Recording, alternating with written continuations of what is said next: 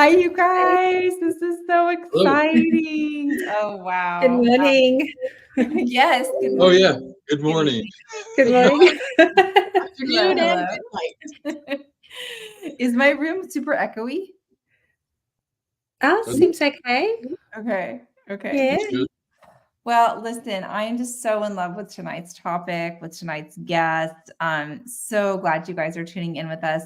This is, a huge issue, emotional well-being. How does this work with our carnivore diet? What effect does this have? And what are some tools that we can use to negotiate and to figure out the hurdles that we're going to come across in this way of eating and in life in general? So I am so pleased we have some beautiful guests tonight that are experts in this area and that have been a huge impact in our life and in Lindy's life. And I know you're going to hear about the friendship that have developed through this period of time. And so welcome. Go ahead and introduce yourselves. And I think a lot of our watchers know you already, but go ahead and tell us who you are and what you're doing.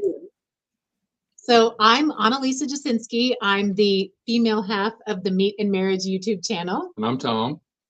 He's the male. Yeah, the male, half. the dude. Yes.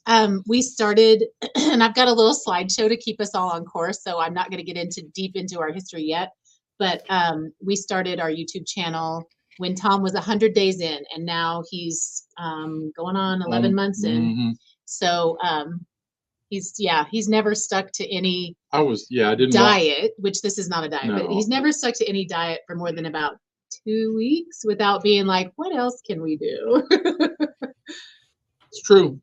So it was like Yeah. thinking about starting the YouTube channel. I was like, I got to make it 100 days because if we do this, it's going to be like, I don't. It's a commitment. Yeah. I don't want to make a fool of myself. Kind of. Once you start it, you kind of need to show up for your people. Yep. Yeah. Yep. So I think there have been moments, especially toward the beginning. Oh, sorry. I just realized I have a flower crown. Tom bought me some orchids, and this is so perfect. Oh my God. Oh, It's right on my head. it's your halo. I love it. And now I've lost my train of thought. Oh, well. When we started, 100 Mhm. days in, you were talking about, I know. and YouTube channel starting. How you made the Oh, I commitment. think You're in now. You're in what it. made a difference. There were moments when we were going through those first, that first 6-month-ish time when you're adapting, as if we're so much further than that, but a little bit. And there was, sometimes it's like, well, we can't tell our viewers we, crapped out on them or something. So it just There's some built-in accountability. Okay. was. And we some wanted positive something to pressure. talk about, so we were a little more intentional and aware.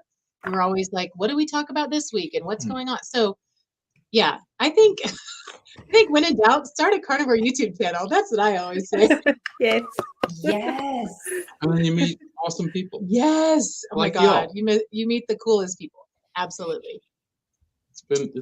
I just want to tell you, you guys are looking fabulous. I got to visit with you maybe 6 months ago, or I can't remember when this was, and just the phenomenal physical vibrance that is just like, whoa! We have carnivore couple glow here, people.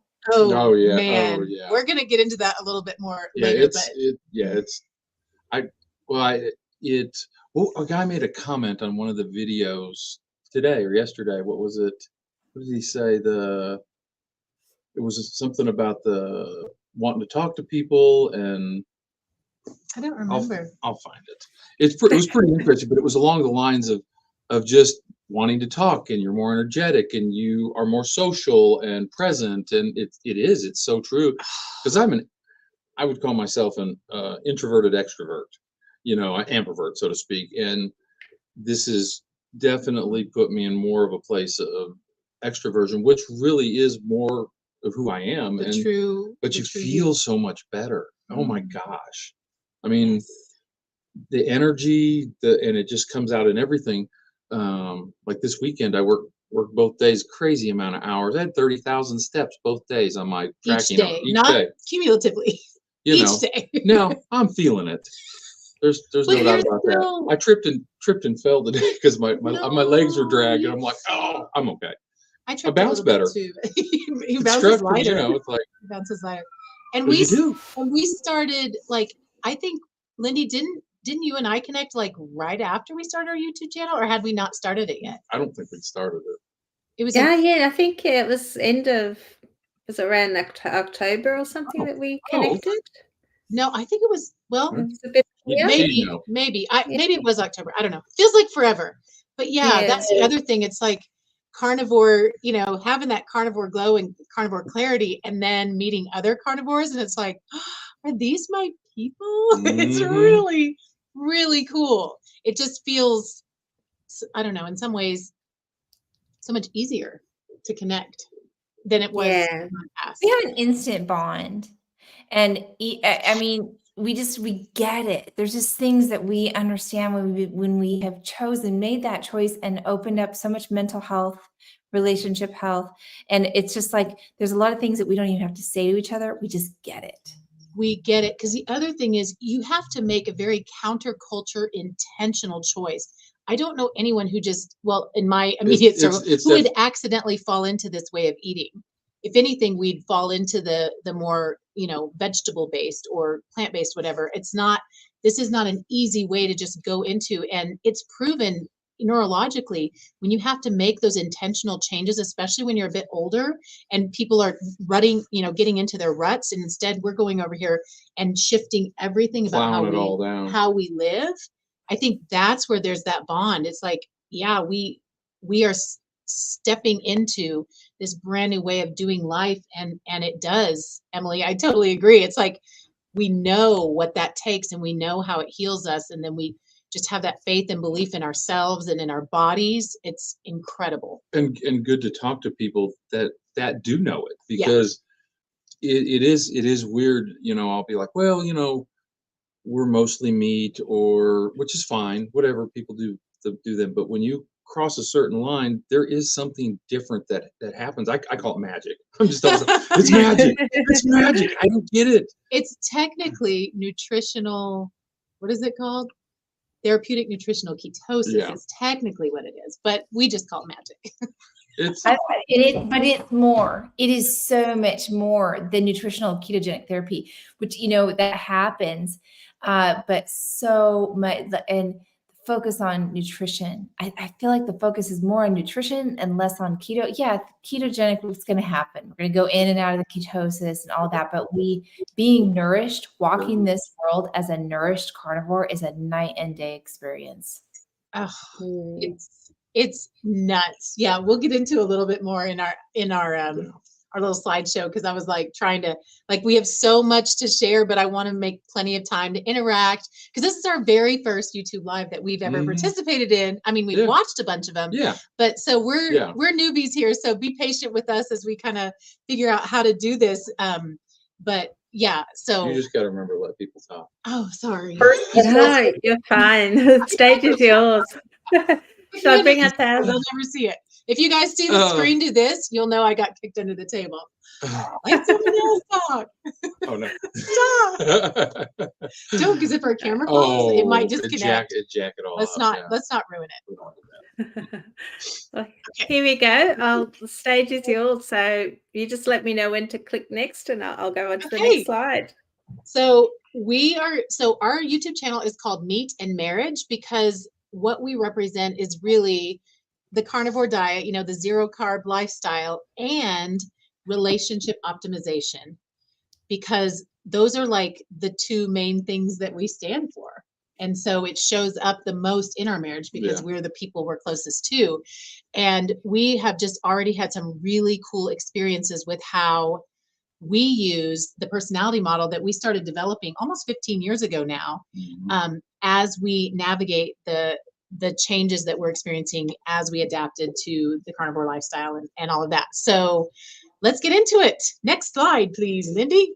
Okay, so on the left is 20 years ago. So weird. Wow. I look like a baby. Tom looks like a little bit older, young man. I was 30 and he was 37. He weighed around 300 pounds. About 300 right there. And I was a smooth 150, which is what I always was. because I had very disordered eating and extreme body dysmorphia, and I was in an extremely abusive marriage up until I was 30. That man ended up running off with Tom's wife. Thank you very much. So, Whoa. Wow. so we It was a ended great up, gift. Great gift. best gift we were ever getting. They lasted for about 2 tumultuous years. We're going on 20 and could not be happier. They So did good. us the best. Yeah. Yeah, it was Wow. beautiful. I ended up writing a whole book about it, which I'm going to offer at the end. So if you want to hear the whole juicy story, it's very juicy. All right. So if you go back to this past year, I called it critical mass because that's a picture of us at a restaurant, which is where we spent all of our time just eating whatever breakfast carbs we could stuff in our faces. Yep. Tom topped out at 375. 375, 380. It's all 375. It could have been 380, 385. You don't weigh a lot when you're, I mean, you don't weigh yourself a lot when you're topping out like that. You're just like, unless you want it to, doesn't really unless you want matter. to like self-loathe a little bit or something. Yeah. It'd We be don't, like, yeah. We just were like, how about, since we feel really terrible, let's go out to eat again. I think we could eat. I think we could eat. So I was 245. So I was 95 pounds more than in the left-hand picture, which arguably 150 is probably a little low for me. I'm gonna probably end up somewhere closer to 160. Doesn't matter. Who cares? We'll explain how that changed for me in a little bit. But Tom had COVID and almost died, and that really kicked up the type 2 diabetes. Oh boy, it was bad. He was high stroke risk. He was uncontrolled blood pressure. Like literally, I didn't realize until here recently, the last couple of months. Like the A1C was 11.9. I was like always thinking really he was about to die. Like I had kind of emotionally withdrawn to a large degree because he wasn't doing anything to help himself. And I was kind of, if you can't lick him, join him. Because I tried to get him to eat his veggies and he wouldn't eat his veggies. And so I was just like, well, at least I'll try to enjoy the time we have left. Like I just, yeah, it's a whole thing.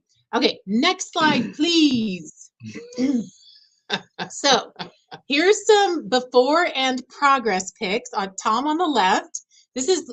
Well, we know it's not you on the left. No, it's not me on the left. So he got started like 17 days ahead of me or something. So he's at about 10 and a half months. This picture was taken last week. So on the left was previous August, topped out at, whatever, 375, 380. And now he's down 132 pounds. 130. Wow. Oh, it's 135 now. Sorry. It's always changing. In that same amount of time, little old perimenopausal me, but hey, 40 pounds in 10 months. I'm like, that's really not bad. And the reshaping, like it's legit. And I feel the energy, feels like so much better. we are in a different place. And I know it's hard for people to believe, but we really have been consistent. We have not deviated. It's weird. We haven't had any deviations. I mean, we have our little like heavy whipping cream, or we'll have a little cheese sometimes, or some stevia here and there, but like we don't go off the wagon. And like I said, people tend to block. We don't say it too much because people will be like, "You're a liar." I'm like, okay, no, but okay. I get why that would be thought though. Because it just seems a little too like hardcore. And even diet, we're so used to a diet has cheats, and a diet has, that we just assume that it has that. But when you have that nutrition right, you don't need the cheats. It's just like the need and the desire. I don't want to feel Would like you say crap. Nutrition rights? When you have the nutrition right. Right. Oh, I thought you said like nutrition rights. I'm like, I have nutrition rights. I have the right to eat meat every day. Exercise your right to eat meat.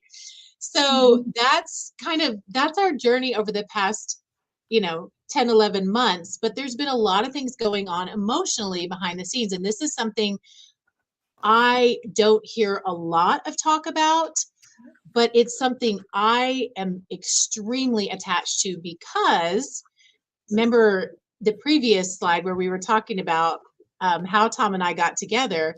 I came from an abusive marriage. Tom was in a very volatile, very abusive, they had a really, really War of the Roses kind of situation going on in their marriage. when I got together with him, all of a sudden, what had been hard for the first 30 years of my life, I was raised in an extremely strict, high demand religion where I was always wrong and always feeling, like I was the problem. All of a sudden, I'm 30 years old and I'm in this beautiful marriage with this person who treats me well, and things aren't hard enough. It doesn't feel right. So I started researching and digging into personality models, and we ended up developing our own that suited my particular traumatized needs, but in the process has turned into a pretty incredible tool that we use every day. So I'd like to kind of just give a quick overview of it, and then we can talk about whatever. Does that sound good? Of course. Good. Okay, let's do it. Next slide, Lindy. All right. So the biggest difference when it comes to the Untherapy personality model is that within yourself, we divide you up into 3 power domains. So you've got your head, which is just how you think, your logic, your reason. This is your we call this your inner manager. We're going to get into the details of that personality in a second. Your heart center, this is how you feel. Your emotional center, this is called your inner child. And then there's your core, your inner guide. That's that still small voice that never forces you to follow it, but never leads you astray if you do listen. That one does not have its own unique personality. It's really just your representation of your relationship to the divine, to higher power, God, whatever you reference. It's not limited by a specific belief system. It's just knowing that there's something bigger going on. And if we'll tune in, we'll know. Speaking of, for me, Carnivore has absolutely healed my guts. And so when I tune in, I know it's not indigestion. It's my inner guide getting my attention. I used to wonder, I was like, do I have a bad feeling because of what I ate last night? Or do I have a bad feeling because something really needs my attention and is bad? I couldn't tell. I can tell now. It's amazing. Yeah. So we're going to briefly go over, we'll start with the inner child, because we believe that honoring your emotions and figuring out that part of your personality is the key, because typically we go with our inner manager. We just try to logic our way through life. So we're going to get to the inner manager second, but each of these in Untherapy has a separate personality. So the key to that is you can literally help to support your emotional center by understanding the unique personality that your inner child has. And then you can begin to sort of rein in that inner manager a little bit by understanding that they are one part of you, not the whole of you, and that they're not allowed to just sort of cut off and we call it kenneling the inner child. Throw them in a kennel and leave them there all day. No. So all right, so next slide, Lindy, and we'll get into the inner child personality. So how this relates to Carnivore is that this is the seat of your emotion. So this is where your desire comes from. So cravings, need for comfort, feelings of love and belonging, security and safety, satiety, like emotional satiety, the sweetness of life. These are all emotional inner child realm situations. So if we're trying to just inner manage our way through the carnivore way of eating, this lifestyle, we're going to hit some bumps in the road. It's going to be really hard to navigate our body. The inner child is the realm of the actual feelings in the body. So understanding that and realizing that your inner child has a unique personality, it's been revelatory for me. So you are either a wind, a fire, an ocean, or a mountain. And if you're trying to figure this out, which you can kind of just, jump along with us and see what you think. If you're a wind, which both Tom and I and Lindy are, I don't know, Emily, maybe you can follow along and see what you think about what you are. But if you're a wind, your emotional center, you need to keep moving. So you don't like to get bogged down in like really heavy, like the morass of heavy emotions. You kind of need to sort of lighten up and kind of bounce along. And when things get too serious, you kind of have to crack a joke or create some kind of diversion, because you got to just keep moving. It's not air, it's wind, it's the movement. Yeah. Could it be creating chaos? Could it be in a bad kind of a way? Of course, Oh, yeah. yes. Oh, yeah. I'm going to lean toward the positive side of things, but there is an overplay of each of these that is what we call the shadow side. I mean, which the is wind just, could be a tornado instead of a nice gentle breeze. Yes. Wow. Yes, absolutely. Not that any Okay. of us would be guilty of such a thing. I know. I am innocent. Well, who's got the tornado tattooed on their arm? I'm just a little hummingbird. Show me a tattoo. I don't know if it. I can't. I'm trying to. I don't There's know. just a camera right here. Oh, okay. No, you need it. There we go. Can you see it? I don't think that's not going to show up. I don't think. It says Yeah, I when think it'll it's show up. it's a tornado and that says rebel over it. You'll see why in a second. Okay, fire, the inner child personality that's fire is like really heated. Like their energy is tethered to the ground by the fuel that they're burning. So when an inner child who is a fire is dealing with their emotions, they're really folding them all in as fuel. So they're not as granular as, let's say, the ocean or the mountain or the wind. But they're more like, they're going to be like the bigger emotions like anger or excitement or something like that, but they don't sort of sit down and figure out the sort of smaller ones. They kind of just burn for whatever they're burning for. You can always tell a fire because they're always just like passionately going for something. And if you get in their way, you're probably going to get singed. And if you're on board with them, they're going to just fold you into their projects and off they go.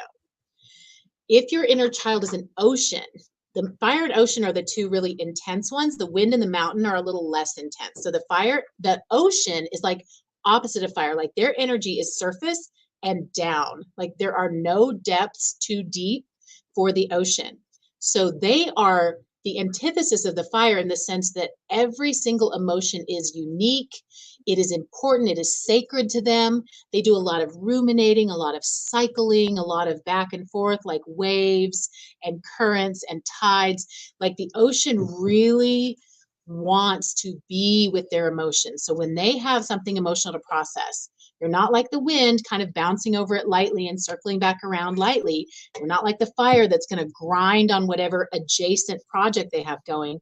The ocean is going to want to go into the very middle of that emotion and sit with it and marinate in it.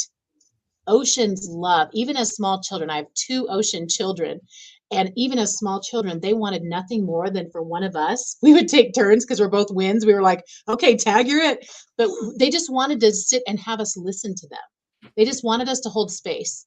If anyone knows Brene Brown, she is an ocean. How she describes shame, resilience, and empathy is from an ocean's perspective. She does it beautifully, and it is ocean. It's sometimes a little heavy for us winds who have to bubble up to the surface and get some air once in a while.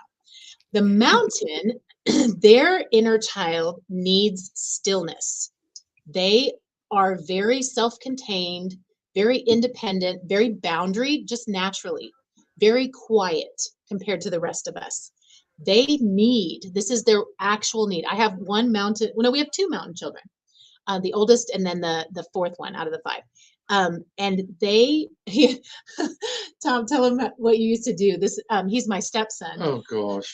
How did y'all used to punish him? Oh well, you definitely ground him and send him to his room, and no video games, and he's like in there just suffering because he's reading a book or just relaxing. He had his alone time. He was in He his zone. loved- He was in his zone. You have a It's mountain like- child and you ground them to their room. It is a reward. Should make Like, you go out and finally, do what?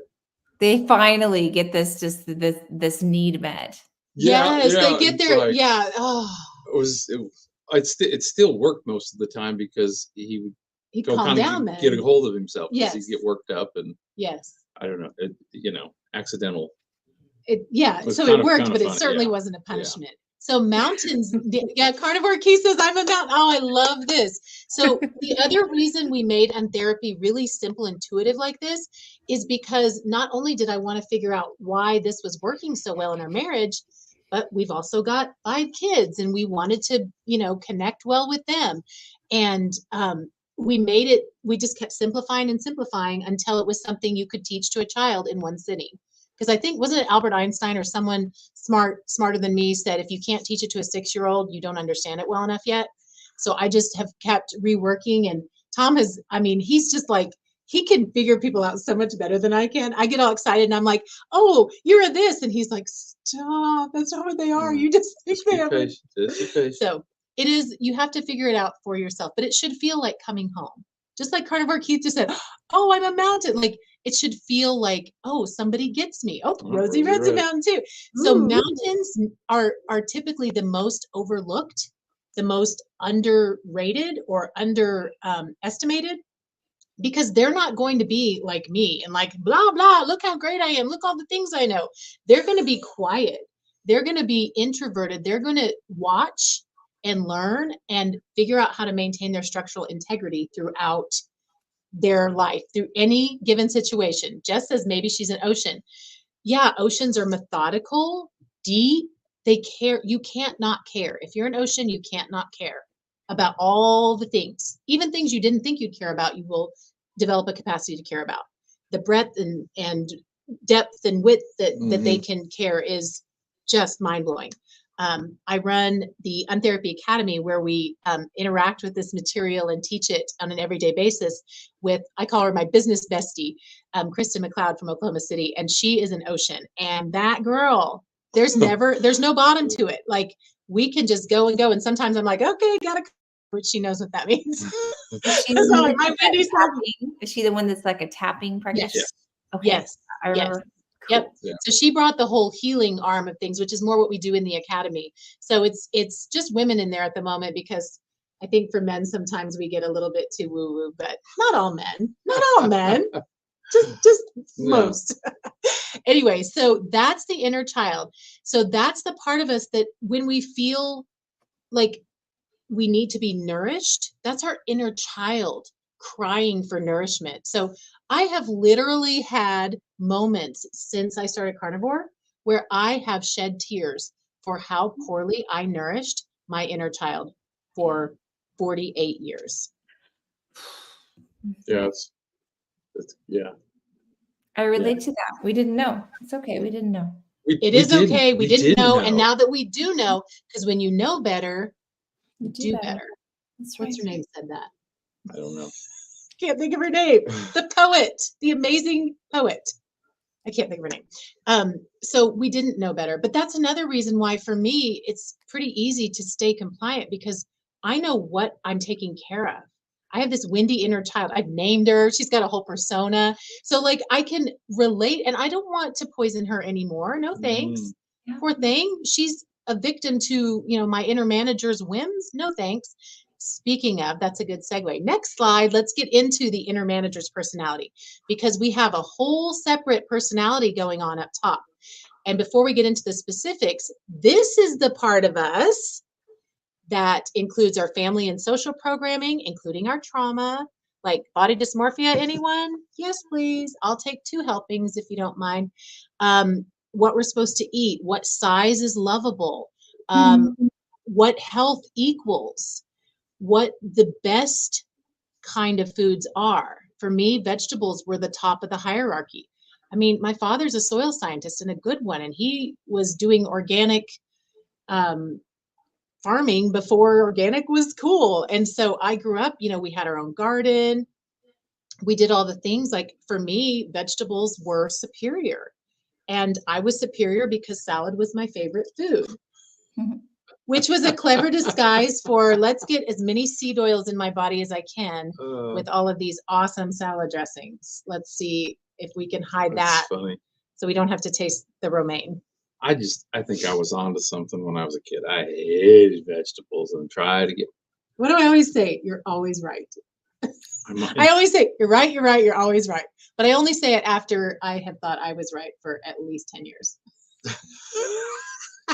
In this case, it was more like 19 years. It was my whole life. That's so been it was hard. weird. I'm still not completely over it. Okay, but I will explain why here in a second.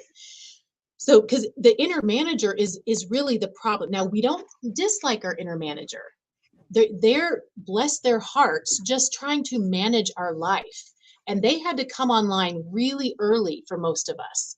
My inner manager had to start protecting my inner child long before my brain was fully developed, because there were a lot of very negative stereotypes. And it was the whole, if you are not thin, your man will leave you. God will not love you. Like, it was very clear that we were not allowed to be fat in this world. Yeah. So the manager holds all those programs. It's almost, you can think of it like AI. Like, all of the stuff that gets programmed into us is what gets spit back out if all we're doing is living from the head up. And how that works, how the manager manages, is dependent upon the personality, which we've adapted from Gretchen Rubin's 4 tendencies. If you know that model, just kind of set it to the side a little bit, because we've adapted it to the specific of just the way you think, whereas she uses it for sort of a holistic personality model. But this separation, I think you'll find, is really helpful. So if you are a rebel, then your inner manager, and Lindy, yes, I love it. Then your inner manager is a master at navigation. Your manager is always looking for the least conflict, the most win-win, and the maximization of personal freedom, never at the expense of others' freedom. Although if you have to, you will, but you really want everyone to have freedom. And the rebel inner manager has the thinnest veil, is what I like to call it, between the manager and the child. So rebels naturally have the most childlike connection, the best natural connection to their inner child. I got it out.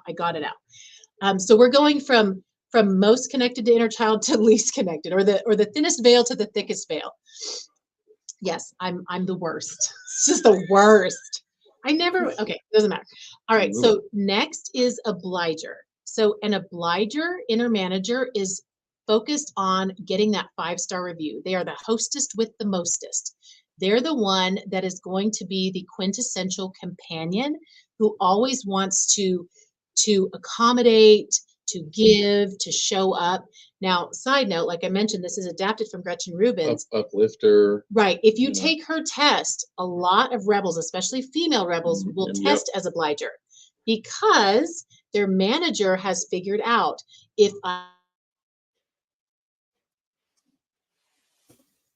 so that's different, because the manager has 2 modes of dealing with trauma. Fawning is the people pleasing. Anyone can do that. That's not the same as obliger. And then there's fixation. Anyone can do that as well, but especially an upholder like me. So the obliger is the manager that loves to just be there and provide and exceed expectations. And ideally, they should be doing that for their inner child first. Most times they don't know yet, and then they have to learn. All right, questioner. The questioner manager is like the scientist or the detective. They're gathering the information, they're crunching the numbers, they're testing the hypotheses, they're figuring out what the best path is. They're the analysis paralysis kings and queens, because when do you have enough information, especially now? You don't. So, well, I'll pursue this one other avenue, or I'll check this one other price if they're trying to figure out a purchase. Well, but maybe this would be better. They love to crunch the numbers and figure all the things out. And I think of them like gears in a watch. They're like click, click, click, trying to click everything together, and then, or solve the crime or the puzzle or whatever it is. They tend to be a little bit sharp, prickly sometimes, especially if you're challenging them while they're in the process of trying to solve a puzzle. So questioners, ironically, don't love to be questioned, but they love to ask questions. And typically not even necessarily with other people, but in their own. Right, just of themselves. They're very curious and they're very questioning. When I share this with people, which obviously I do a lot, the questioners are the ones that come back to me and they're like, well, I might be a questioner, but just tell me one more time, or let's run through, or do you have more information? Can you give me a handout? I need to see, and I'm like, they're a questioner, but I still have to give them the space. You got to talk it out. Work it. Yeah, they have to come to it themselves. The upholder is the final one. So the upholder is an advocate. They are on fire for whatever they're on fire for, and they're very structured about it. It's not other people's rules. Like, an upholder can look a lot more rebellious than a rebel, because a rebel wants to keep it on the DL, because if you're too big, then people can take your freedom because they can figure out where you are. Upholders don't care how big they are. They'll just smash you down. They'll just run you right over. We will steamroll you. You're not in our way. I didn't even feel that bump. Like, we can really, it was such a revelation when I realized I was an upholder. I was like, oh. So like upholders are like inner child what? I don't need a dirty little kid to bother me and trip me up. No, thanks. Stuff to do. We are the most guilty of cutting ourselves off from our inner child. So turning back into that, I tell you what, doing carnivore, knowing that my upholder manager was going to run away with every new idea, every new supplement, every new this or that, I was like, no, no, no, no, no, back to basics. What does Allie want? What does my inner child need? That windy, happy-go-lucky, because I've got this real, like, I would say carnivore has slowed you down to relax within that. So That's the calm. It's yeah. Like sped you up and slowed me down. We're way more evenly matched now. Oh my gosh, that's funny. Yeah. So good. So good. Next slide, please, Lindy. That is funny. So we put those two things together. Oh, wow. When we're dealing with the big changes, so like Lindy is a wind rebel, Tom is a wind rebel, I'm a wind upholder. That combination, you can get some really great insight into how you'll handle these big changes that we go through that are so emotionally fraught. I just a few. Our social behavior. Tom was, everyone who knew Tom knew he was tequila Tom. He drank at least a fifth a week, sometimes a fifth a night, just depending how much pain he was in or who was partying with us. It was, people would be like, oh, it's a party. Tom's here. We're going to drink. Right. What are we having? We're the what margaritas. Are we doing? Like, and then the other thing we did, and I even told him probably just shortly before we started carnivore, I was like, we are boring. All we do, besides drinking, which I wasn't drinking by then because it was making me sick.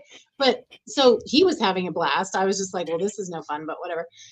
But all we would do for entertainment was go to restaurants. Yeah. I mean, oh, of course. It was the most boring. And then you're like, am I hungry enough to go to a restaurant? Because I need some entertainment. Or you've done it enough. You're like, that doesn't sound good. Bored of everything. Now what? Then you just try to go more extreme. Ugh. So, but knowing when our windy inner child started to kind of like wake up and be like, I feel lighter, I feel clearer, I feel craving, like I'm craving this meat. Not even just the physically lighter, the emotional lighter. Yes. You just like clearing the fog, getting some of that inflammation out of our brains. And then it was like, it was like hard to navigate our social situations where people expected the alcohol or they expected to go out to eat with us or whatever. Tom. Now you're Tomahawk Tom. Yeah, tomahawk. I like that. Now I'm going to have a tomahawk. Is a tomahawk pretty much a ribeye with a big old bone? Yes, sir. That's what I thought. I mean, I'll let you eat T-bone, Tom, if you want, but I don't know. I think you want the fatty meat. I think it's Tomahawk Tom. Don't we already have a T-bone? Isn't Todd T-bone or something like that? Somebody. I don't know. Yeah, Tomahawk Tom. I like that. Okay, here's another big one. You know, when you discover, I'm going to speak for ourselves because I can't speak for you. When we discovered carnivore, and then we were like, oh my God, we found the Holy Grail. We have to spread the news. We started calling him the Carnivangelist. And I'm like, tops, because when I believe something, everyone is going to be put on blast because I'm the advocate. I'm going to push for the new thing. And when you know what your inner child needs, and when you know who your inner manager is, you can adapt and adjust, and you can be so much more effective in how you approach people. Well, and the people in our lives, I mean, we try to figure out everybody with work, people we work for, everything, because we want to understand in business to serve, to meet their needs, how they want them met, and just everybody. So we run a paint and drywall contracting business. So we have employees and customers, and it just builders, the understanding of everything, it just, and how, so, talking, like there's a friend of mine that is either a mountain or ocean. We haven't talked this out yet. But got him started on carnivore, but I had to pace myself with him because he's definitely either a mountain or ocean. His pace is slower. So I kind of had to just let him ask. I'd go into the store, and finally he's like, well, Slim, what are you doing? And then I got my chance to talk. So I could just knowing his pace is different, not just, and guessing what I think he is, then how to talk about it to start with. And that got through the door. Now we talk every single day. He's doing great. He can't believe how much he feels better. It's I work like a dog, and it's great, but it's not fulfilling like talking to somebody and then you see their life changing because you talk to them and Here's they your responded. carnivore coach right here. Oh my God. It just, I mean, he was on the downward spiral. Was a couple years younger. Yeah. I mean, it's like, geez. He had all the same problems you had. And I ran into another guy today at Lowe's, and he hadn't seen a guy who used to work with us, and Norm. And he's probably put on 50 pounds. I've lost 140. I just saw him look across the room. It's like, yep. He goes, yeah, holy cow. So I just ran him over with it because I know what he's. We know he's a fire. So I just smashed him in the head. You gotta hit those And he fires. listened. Angeles fire. It's my kind of fire. Yeah. So, he just had to hit him with the big guns. He took note. He thought, didn't say much more. So then I hugged him. He's a teddy bear. Give him a hug in Lowe's with all the guys around. Oh, so good. I'm super touchy feely, so it works. I like to do that to people. So most of the time. So like if you know that somebody has a questioner inner manager, which when they're interested in carnivore, they're going to be they're going to know in their heart, like have that inner child desire to have a change and to feel better. But their manager is going to come out and think of all the ways they can't and the reasons they shouldn't and the dangers that maybe they've heard of. Of course, their cholesterol. I mean, what's going to happen? Their arteries are going to just clog right up and they're just going to keel right over. So knowing their manager, if you can figure out their manager, then you can give them the right kind of information that just really is so much more effective. And ultimately, we can't make anyone's decision for them. We can be consistent examples and then they can come to us, which is still important because it's so challenging. This is such a challenging mindset shift. And so that also seems so normal to us right now that we've totally shifted, we're like, why would we do this any other way? The next point is healing from diet brain. So of course, when we started, it was all about just losing weight at any cost. Just get those pounds off, no matter what. Yeah, I had no clue about metabolic health. I was like, nothing, not a thing. I never know why this was all happening, why things were changing. Nope, I didn't have a clue. I just knew it was like, okay, this sounds good. He just wanted to lose the weight. He's like, we just got to get that scale to move. I'll get healthy. Wow. And then it was just, I started just consuming content. Yes. And I have sense. So you get it. And I'm like, oh my gosh, there's so much information that is available. And I don't know, I feel like I've been to college, I think you have. I think there's like a carnivore degree that we go through that phase, hours and hours and hours. And I went through it with my keto and fasting journey. I kind of went to university for all that, but then adding the carnivore, it's just like, whoa, we're experts now. It's bizarre. And you sort of start getting this all assimilated and then it just starts coming out. And then you're like, well, I've learned a lot, which first of all, we have the capacity to learn because our brains are firing correctly. And secondly, it's so healthy. Just like it's healthy to change how you eat and feed yourself, it's healthy to begin learning again. I'm not saying I ever stopped learning, but like the explosion of desire to learn, that I think also just was a huge passion to learn. Benefit. I have to have a passion. Invigorating. And what are your all's ages? Like to me, it's like coming across this in my 50s. Like, what? So much to learn. Exactly. He's 57 and I'm about to be 50. So we're, right at that change of life where you start to slow down and get into a rut and think about retirement and get the RV and go park it somewhere and stare at the water but never get in. I don't think so, Scooter. So we started out just like we got to get small at all costs. Years and years ago, like I don't know, 12 or 13 years ago, we did HCG. We were like, we didn't care how we were going to record. We just had to get small. And then after that, I did a keto and fasting. Emily, hearing your story, I know once I figured out fasting worked and I didn't have to think about food while I was fasting, I wrecked my metabolism. I'm 10 months in and I'm still not quite ready to really go hardcore on extended fasting. I've done a few, but I can't do like the rolling ones because after I do one, my inner child is like, Mommy, are we going to starve again? Is this what we're doing? I'm like, oh, hold on. We're going to feed, eat. And I so remember like, going, what are you doing? I know he didn't understand how much I hated my body. He had I had no no clue. clue. How could you have known? I actively abused my body. And this is the weeping and healing and like, I'm so sorry to my inner child. And we've talked about the mental clarity and the physical stamina already too. But the diet brain thing, it was like we changed from right. definitely from that, let's lose weight so we can go back to eating what we did at a limited level or whatever, to going, oh my God. The weight is a side effect, not a prime effect. This is not it. And that. Oh, well, it's like in the last month for me, I've only lost 4 pounds. Oh, and so I know. How does it feel? How it feels, sir? Speak into the microphone. It's horrible. I can't take this anymore. No, it's weird though. Yeah, I would have quit over that. You know, I'd have quit. I'd have been like, this, or I'm going to fast for a week. Force it. And then if it doesn't work, back to the waffles.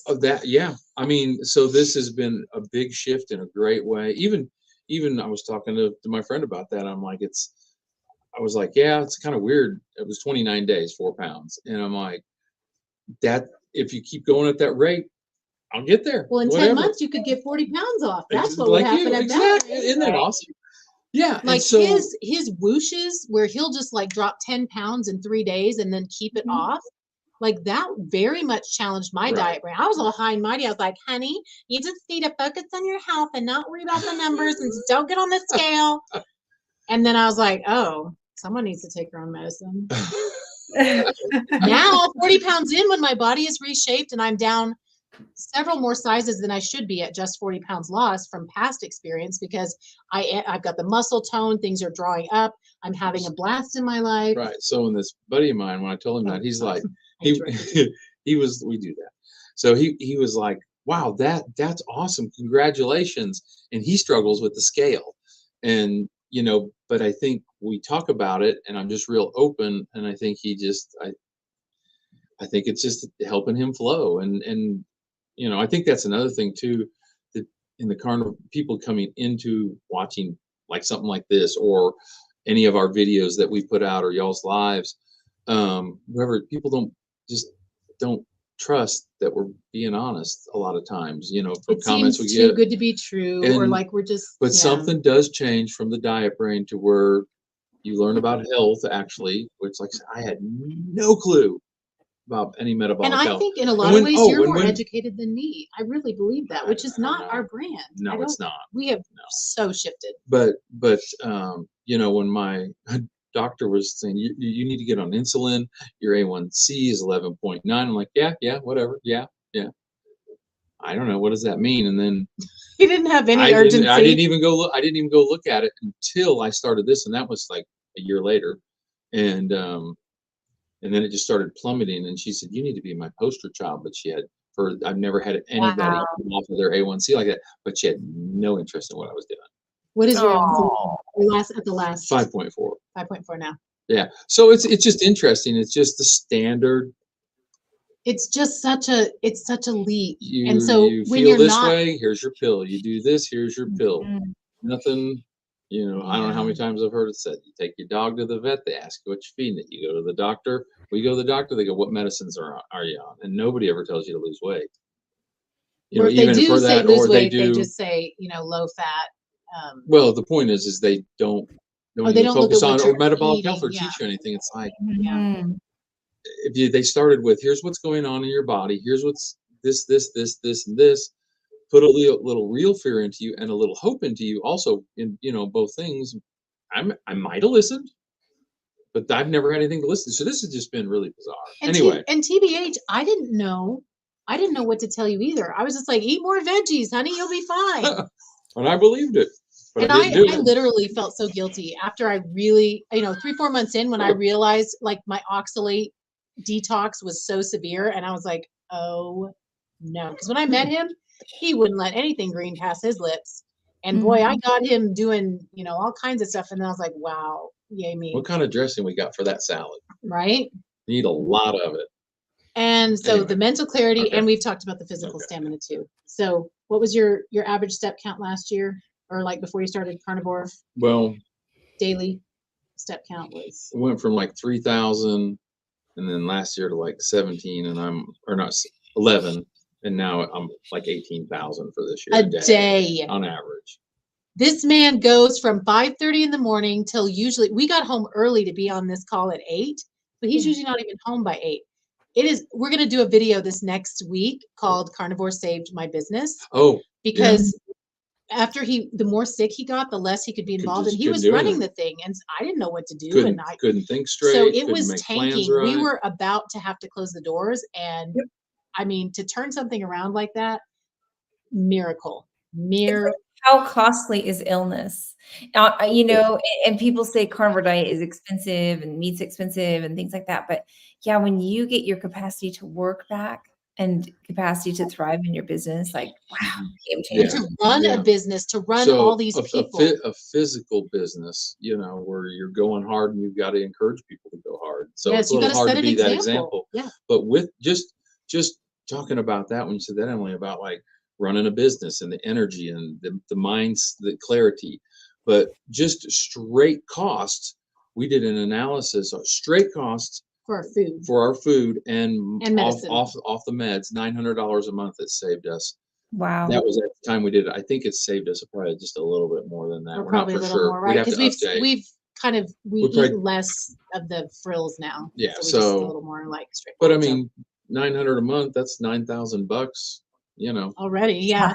And so it's all of these all of these like obstacles are inner manager obstacles. And once we realize, and I would have thought that, because I remember times where I went to the butcher shop and I got a bunch of big 10-ounce fillets and the whole family's going to have them. And I'm like, 10-ounce fillet? I'm hungry. I need more. That's an hors d'oeuvre. So that's an appetizer. So to think, and that was like this big luxury.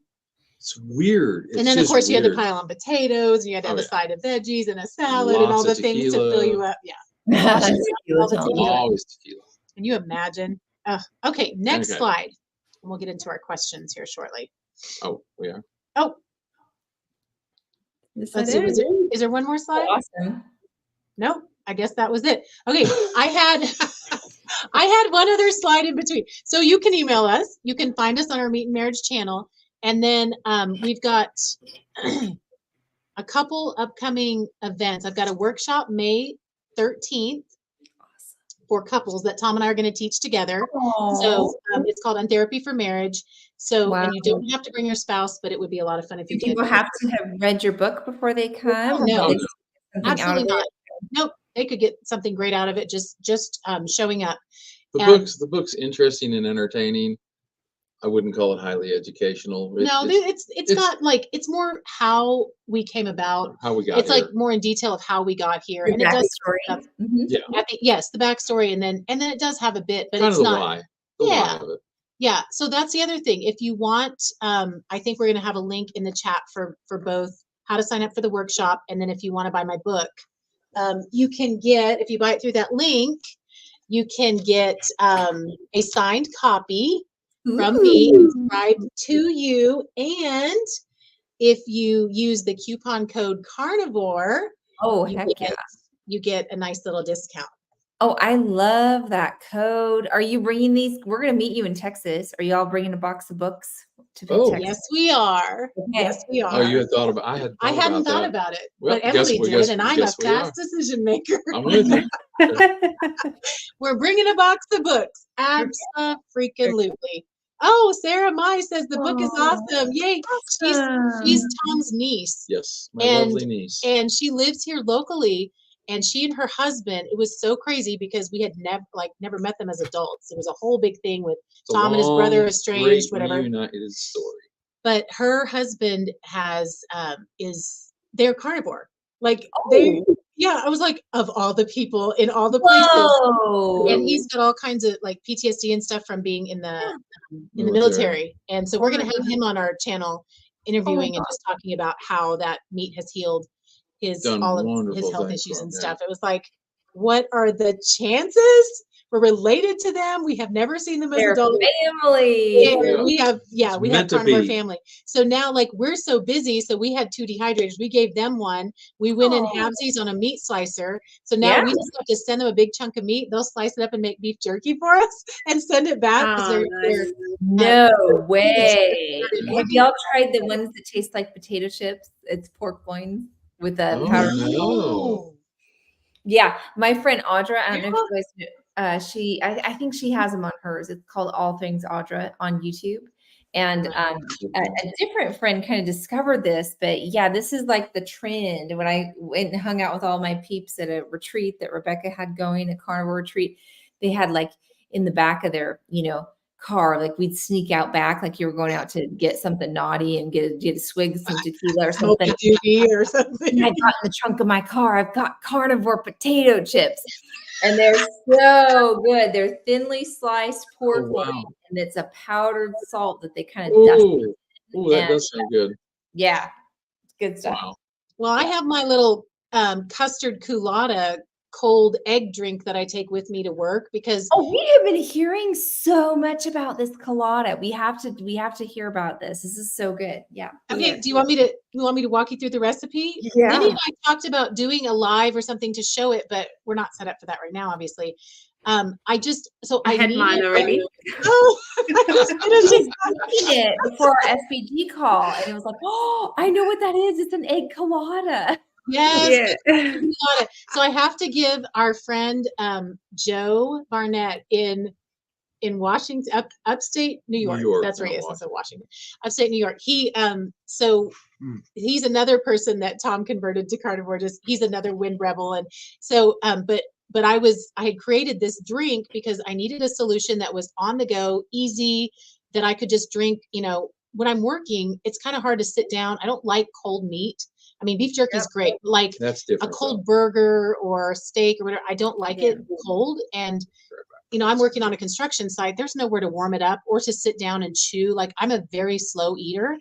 And then I've got to clean my teeth and it's a whole thing. So I developed this drink and I kind of expanded from like the carnivore latte, which I think I learned on SBG. Fatty latte. Sure. Fatty latte or something. Yeah, but I was like, okay, but I need a whole meal in a drink that I can just kind of take 15 minutes, kind of sip it down and be done. And so Lindy helped me remove the egg whites because I was doing the whites and I had just been reading Change Your Diet, Change Your Mind.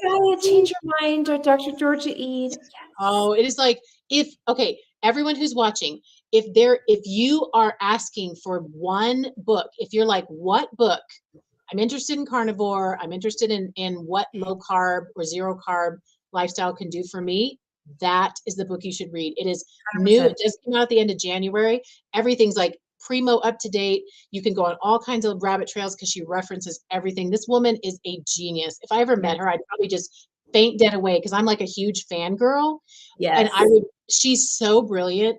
The other one I really want to give a big shout out for is Nina Teicholz. Yeah. That surprise.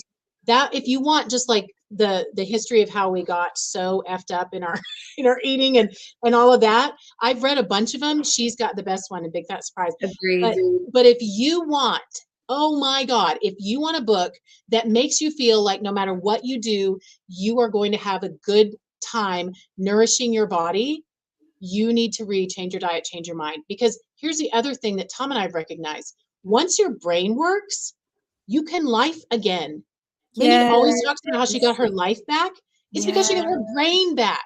Her brain. Once we can think, once we can feel, once we can make good choices and have that clarity, we're good. Because then we can set our lives up and continue improving for as long as we're here. Oh my God, that book is amazing. Okay, so she said in that book, I said all that to say, she said in that book that the egg whites, if you eat them raw, like you just think about it, the white is there to protect the yolk in nature so that, so it binds to biotin, no bueno. So now we just take, usually I do 6, but different people do different things. You can adjust all this. I do 6 egg yolks. Yum. And I do like 2 tablespoons of tallow, 2 tablespoons of butter. Yeah. and a Melted ginger- in a liquid state, your tallow and your butter? Okay, just No, because we're just about solid. to put hot water in, so it's Oh, all good. okay. I mean, they're softened. I don't take them straight from the fridge. Okay. But you put the 2 tablespoons of tallow, the 2 tablespoons of butter, and a generous pinch of salt. And then you just fill it up to however full you want, however thick or thin. I do about 24 ounces, I guess, of hot water. From the tap, or is No, it in it's a like kettle? tea kettle water. Or in your kettle? Yeah, Mhm. the boil. Yep. And then you just, and we have like a Ninja. This is, Tom had one. So what does this have? 21 ounce. I guess it's a 21 ounce. And then you put the, the thingy just on top. You can't make it too tall because it does poof up and it'll You have like different room for the froth. room for the froth. Yeah. Lindy was like, does yours explode? I'm like, yes, it does. I open it carefully and kind of let it go everywhere. But then, so I soak my eggs in hot water first before I crack them open. Just because it's easier to separate them in my mind.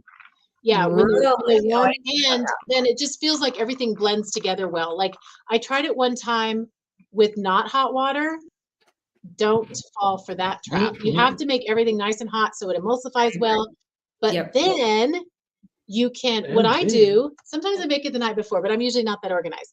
I just put it in a cooler with a bunch of ice around it. And by lunchtime, it's this custard culotta. Our friend Joe in upstate New York is the one that named it that because I taught him how to use it. And I said, we need a clever name, and he's good at clever names. So custard culotta.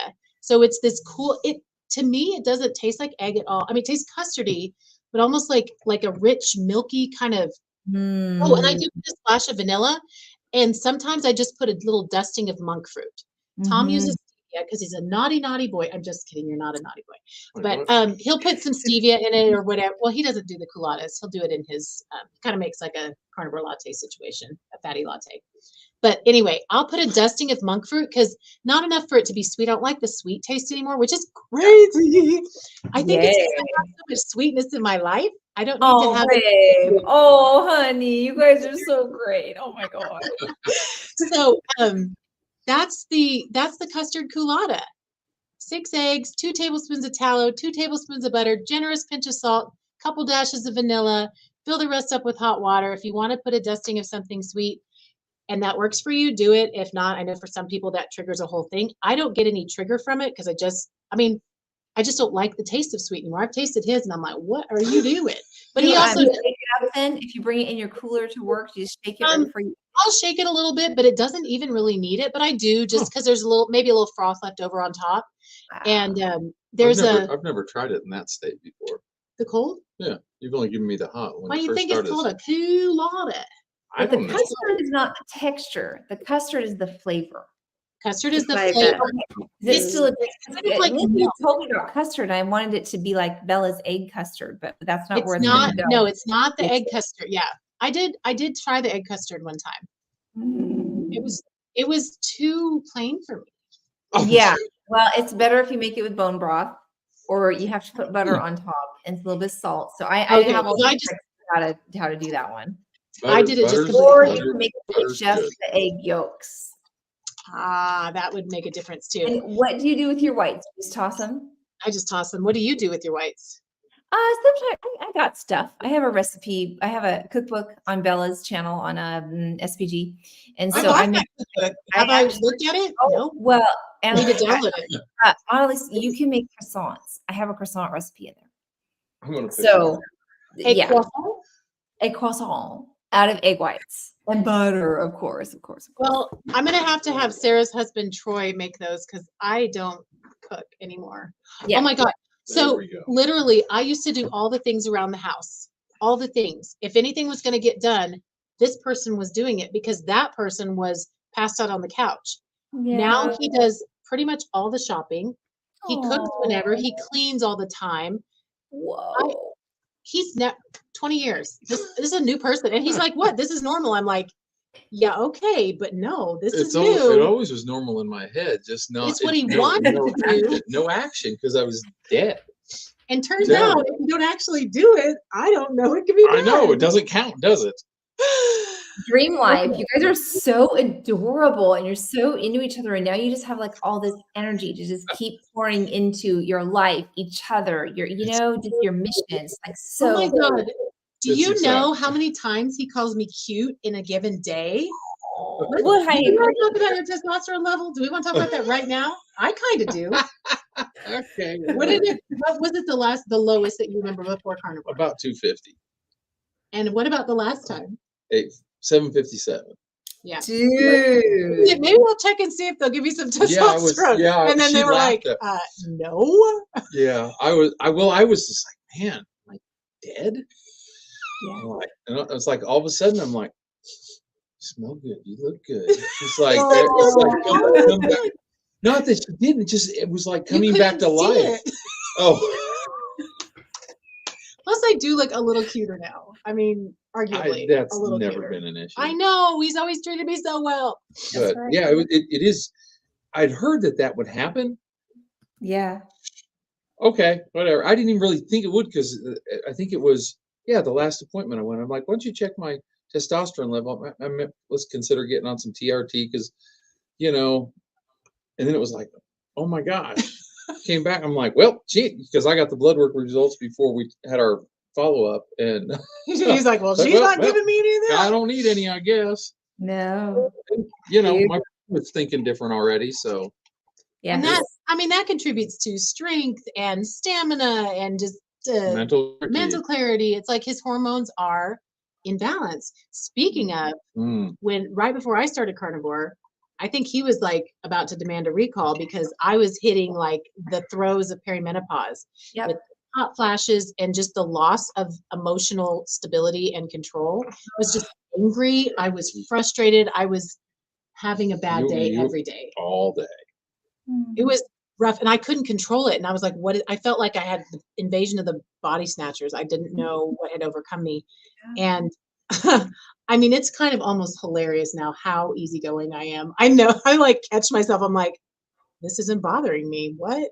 Because my brand is very much, I'm bothered. Like this woman be bothered by a lot of things.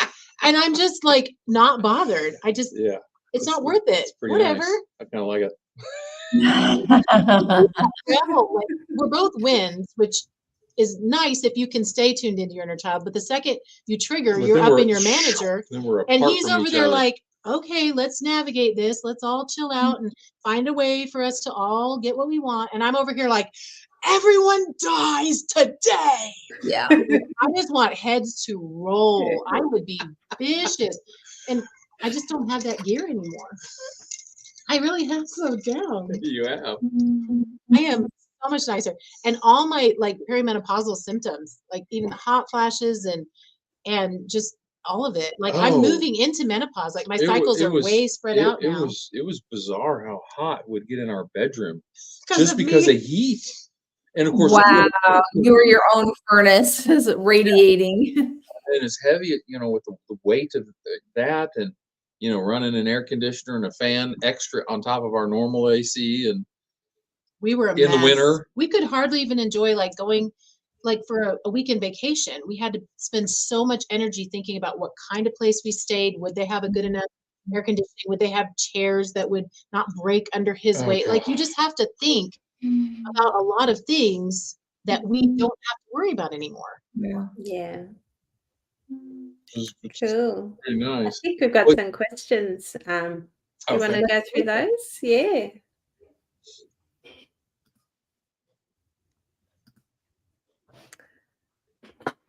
Oh, okay. So this is a comment. So yeah. Carnivore Brothers. Was that someone we met, Lindy? He'll be at Texas, so we will be meeting him. Is it Ashley? Oh, okay. I think so. Yeah. Cool. And Scotty, 40 pounds. 40 pounds. Yep. Carnivore Scott, you are right. And when I was looking back on that, when I finally hit the 40-pound mark, while Tom is just, blowing past me and he's already like over 3 times as much weight loss. I was like, hold on. Like if I just spread that out, that means I have consistently lost a pound every single week since I started because I'm 10 months in. I had to do the math. I was like, is 10 times 440? Is 10 times 440? Did I actually have wow, like I was so impressed. But in the moment, and I'm, comparison is the thief of joy. Come Yes. on now. So if we are not paying attention to how we are feeling in our inner child, if we're not paying attention to our body's feedback, we're gonna get up in that manager and we're gonna spin off and we're gonna make a bad choice. I have a question about the inner child. So I have had the pleasure in our Meat Sisters Facebook group of getting to watch you do rebounding almost every day. So this has been every day since Lindy said, why don't you start posting about that? Sorry. Yeah, this is the women only. Sorry, guys. So it's the women only Facebook group that Lindy and I that we run, and Anne-Lise helps us too. And so which part of it is when we see you jumping on the trampoline, what are we seeing? What part of the system are we seeing? You're seeing my inner child. Okay.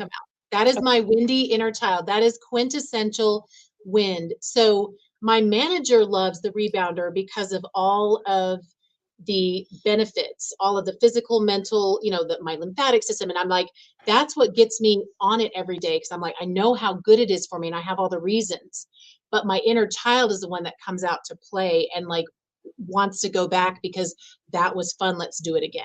That's what you're seeing my inner child when that's my, and the more we let our inner child out, the more like, it's just magnetic. Like people are just adorable. Permission for other people to let their inner child out because the manager learns very early that they have to keep the inner child hidden. That's what I learned growing up.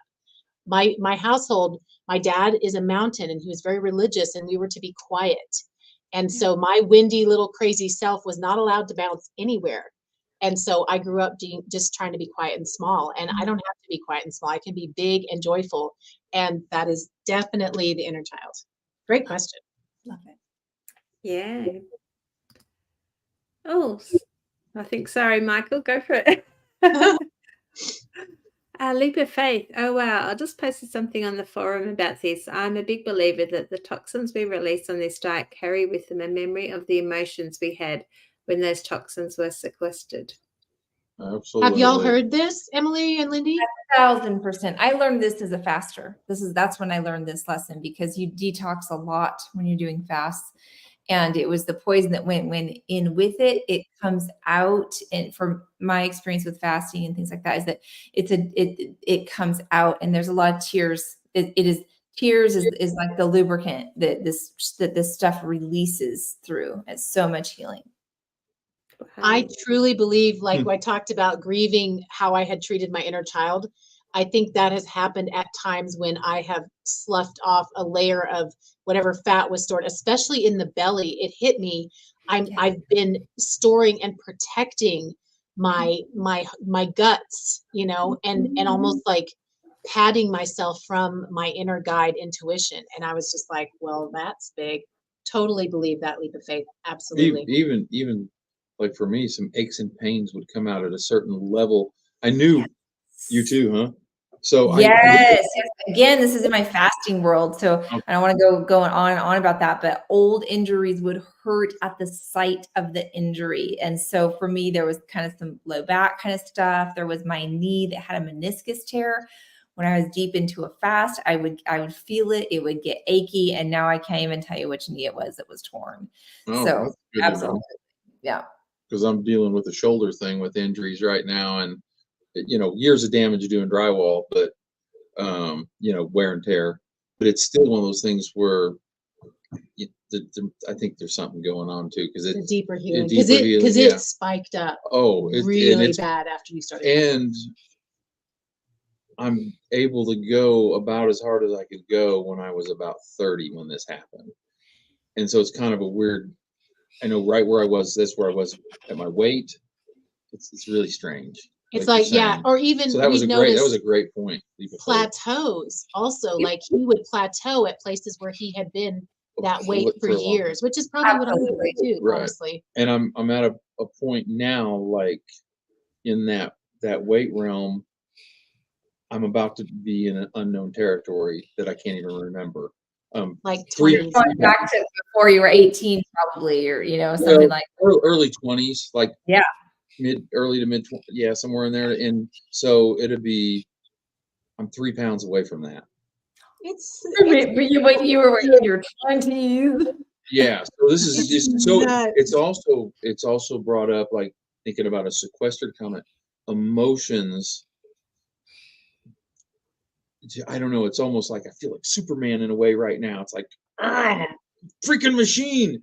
Yeah, Yes. my body isn't quite in the shape it was back then, but yet it's amazing what it can do because my mind Yeah. is You've clearer got than it the ever smarts has been. and the Ever stamina. has Yes.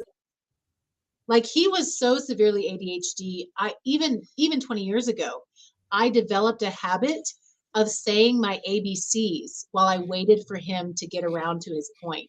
Because I'm so quick. I'm even quicker now, but like in a nicer way, not in a run over you way, Yeah. but like in a, okay, I see what's going on. I'm going to just allow this to flow. You don't get offended when I tell you to let people talk.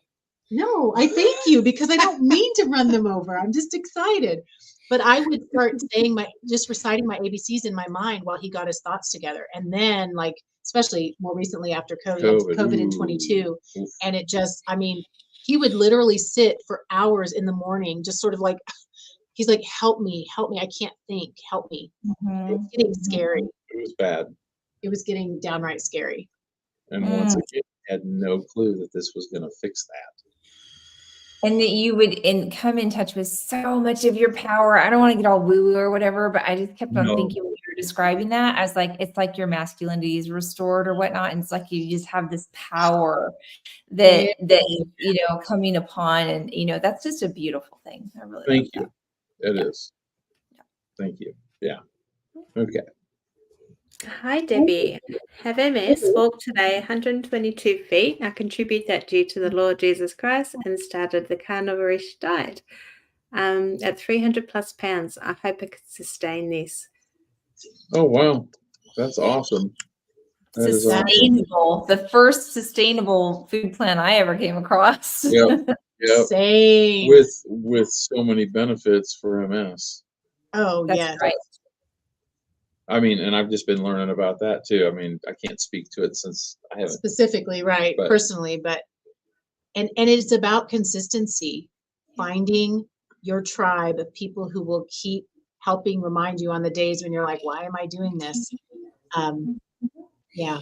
It's awesome. We act as mirrors. We act as we have faith in each other when we can't have faith in ourselves. And we say, hey, you can borrow mine because I have it. And we have faith in you, Debbie, and your healing and your capacity to keep this a sustainable lifestyle change for sure. Yes, we do. Absolutely. Hi, Keith. I believe you have a book for Untherapy. Where can I buy one? Oh, thank you, Carnivore Keith. So there's a link. I have author copies here that I would love to, I'd love to sign a copy for you and send it to you. Now, I don't know, you're in New Zealand. I don't think I can do it outside the United States. So you'll have to go to Amazon, Keith. Oh, it is on Amazon. It is Yeah, on yeah. Amazon. But Awesome. if you're in the US, use your coupon code Carnivore with the link in the chat. Yep. And it will be cheaper to get a signed copy directly from me, signed to you with a little note from me, than it will be to get it on Amazon. Aw. Because I gave you a discount because you're a carnivore. So yes, buy the book. It honestly started out as a love story to Tom. Or it's our love story, but it was like ode to Tom. So if you like our vibe, you will probably love the book because it's got, I mean, I wrote it about me, but then when he comes in, it's the whole like how we ended up developing Untherapy. Mhm. I'm sure I'll write another one and it'll be all about carnivore and it'll be another love story. Mhm. Literally the dedication page just says to Tom, obviously. That's the I- dedication. I'm a lucky man, I'll tell you. I'm a lucky woman. You are both so lucky. It's gorgeous. What a gorgeous love. Thank you. Mhm. Can you be more than one of these inner child personalities? Great question, Carnivore Keith. Okay, so the short answer is no, and I will tell you why. Because I got certified in different personality models. I was teaching them in the corporate world. I taught them at universities, local university here. And what I discovered is a lot of these models had these mixtures, and you'd be partially this and partially that. And it became very hard to pin down like We wanted to create something where you could find yourself and be able to go back to yourself in moments of crisis. So we developed this with the understanding that you're only one inner child. You're born with that. You have it through your whole life. You're only one inner manager. If it changes, it's because you're discovering who you truly are, not because it actually changed. For example, I started out thinking I was a fire inner child because I was always going and doing, and I was hardcore about everything. Well, we went through the 2011 Joplin tornado, and I knew that fires, when in crisis, will perform better and more. And as everybody was dealing with the trauma of our city being decimated by this huge tornado, I was shrinking back, and I just needed to like be away from people. And I was like, what is wrong with me? Well, I was a wind, and it like that really got my attention. I was like, oh, I wasn't allowed to be a wind. You know what I was allowed to do growing up? Be productive, be busy, be doing things. Then I didn't get in trouble. So I learned to act like a fire. But once I discovered I was a wind, now I could fully nurture and nourish my inner child in the proper way that my child needed.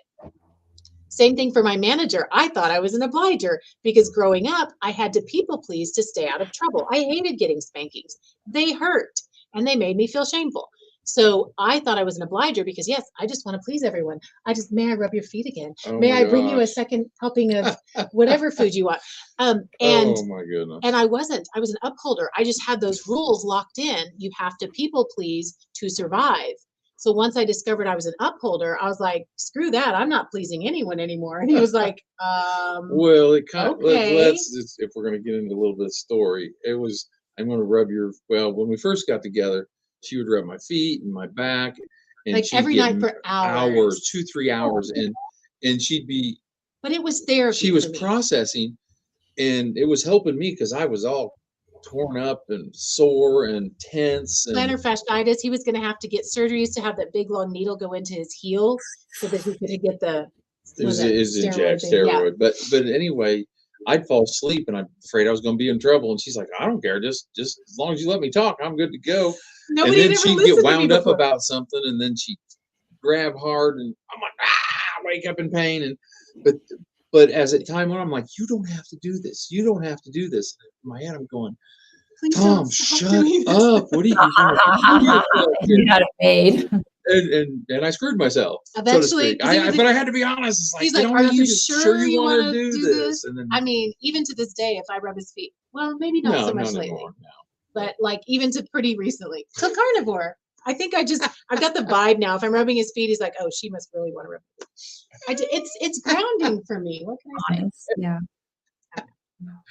Oh, there's something about a book about Tom's recovery too. That's awesome. Oh, I know. It'll all go in there. It has to. It's such an amazing. Yes, Maya Angelou. Thank you, Yvette. It was Maya Angelou. When you know better, then you do better. Yeah. Exactly. Yes. Thank you. I was like, what is that? Oh, what was it? Linda Price, ocean or mountain? I love to be alone. Nothing about, not even a book, but I have, sorry, I need to put my glasses on. But I also love to analyze and even overanalyze data collection, and finding more accurate or at least alternate definition is joy. So you sound like you're an ocean questioner. Mm-hmm. Wow. It could be a mountain questioner. Yeah. When you're not, it's very common to be unsure between the mountain and the ocean inner child.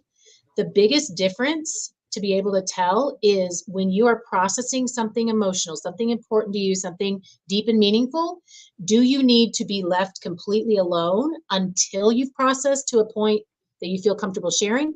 Or do you need to process with someone in order to get that emotion and processed? Not necessarily have them dialogue with you, but no, you'd be able just to hold speak space. and talk. Like I talked about with our kids, oceans need people to hold space and bear witness and just be with them in a non-judgmental way.